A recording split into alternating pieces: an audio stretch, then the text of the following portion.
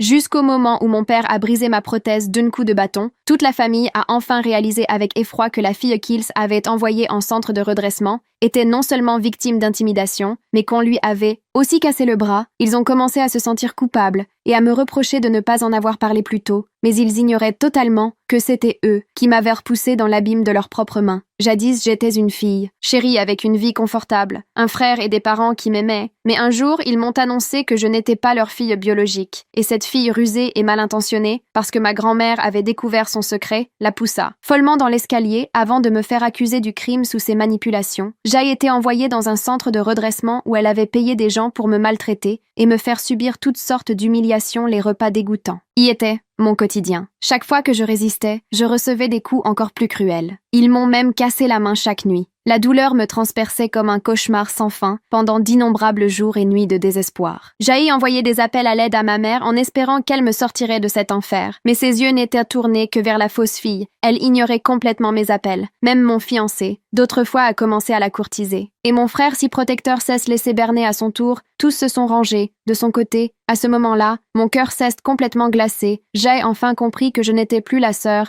ni la fille chérie. 2 ans ont passé l'anniversaire de mon grand-père approchait mes parents. Avaient peur qu'ils se fâchent de ne pas me voir. Alors ils ont demandé à mon frère d'aller me chercher, mais je ne savais pas que je passais simplement d'un abîme à un autre sur le chemin du retour. Je me suis assise à l'avant pour garder mes distances. Il a cru que je voulais le ridiculiser. Il m'a forcé à descendre de la voiture et m'a laissé marcher jusque chez nous trempée de la tête aux pieds. J'ai marché toute la journée, jusqu'à atteindre cette maison qu'il appelait encore la mienne, mais tout avait changé. Je les ai salués poliment en les appelant monsieur et madame les plus riches. Ils m'ont demandé pourquoi je ne les appelais plus papa et maman. J'ai répondu froidement que je n'avais plus de parents. Mon père s'est mis en colère. Il m'a giflé disant qu'il m'avait nourri et logé pendant des années, et que même sans lien de sang, je n'étais pas en droit de lui manquer de respect face à leurs cris et à leurs coups. Je ne me suis pas défendue car j'étais déjà engourdie, puis mon ancien fiancé est arrivé depuis qu'il savait que je n'étais pas la vraie fille. Il s'est fiancé avec la manipulatrice. Cela m'a permis de voir son vrai visage. Bientôt ce fut l'anniversaire de mon grand-père, c'était la raison pour laquelle j'étais revenue. Lui et ma grand-mère étaient les seuls à m'aimer sincèrement. Quand il m'a vue si maigre, il a eu le cœur brisé, mais il ne savait pas que j'avais été envoyée en centre de redressement. Il lui avait menti en disant que j'étais partie étudier à l'étranger. Mon grand-père est entré dans une colère noire, disant que depuis le retour de la fausse fille, la maison n'était plus en paix et qu'il allait me rendre justice. J'ai eu peur qu'il s'inquiète, alors j'ai menti en disant que tout allait bien. Puis ma mère a parlé du mariage de la fausse fille. Le visage de mon grand-père s'est assombri. Il a dit que ce mariage était destiné à moi à l'origine et que s'il s'agissait de ma volonté, je devais être celle qui le conclurait. En entendant cela,